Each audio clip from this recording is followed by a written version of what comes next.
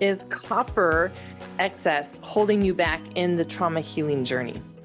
Copper excess is actually something that we look at in connection with zinc.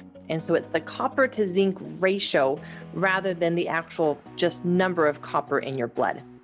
Now, copper is associated with 17% of people who are diagnosed with depression. This is in comparison to the most common biochemical imbalance found in depression, which is the undermethylation at 38%.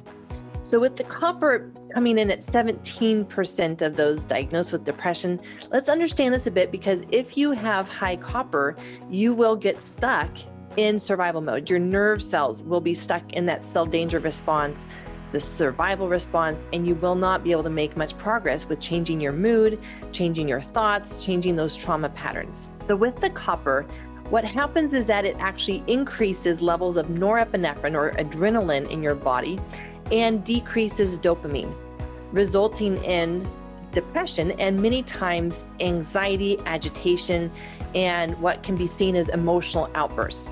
So let me run through some of the traits, some of the symptoms of those with high copper excess. Lack of energy.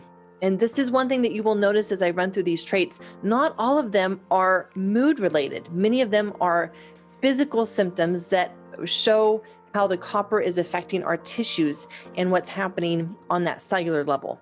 So lack of energy is a common symptom of high copper.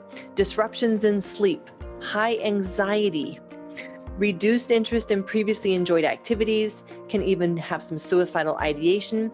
Most commonly, this will be the cause of postpartum depression, or maybe we should better refer to it as postpartum anxiety.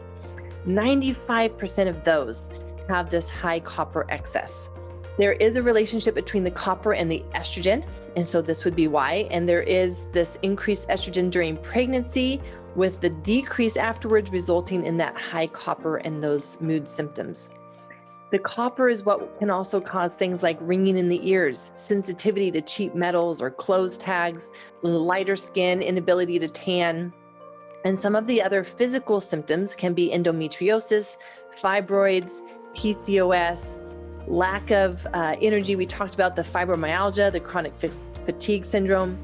These are all part of this syndrome of having high copper excess. This is something that I've had before and needed to correct.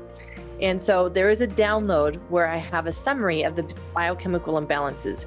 You can look at that summary sheet, look at the copper excess, read through these traits. If you feel like you have some of them, if you even have the majority of them, and you feel that testing would be of value, there is a link there that you can actually order your own test through DHA Labs to look and see whether you have copper excess or even the methylation imbalances or the pyrrole disorder. Those are the three most common biochemical imbalances we see in people who just get stuck in this healing journey from trauma.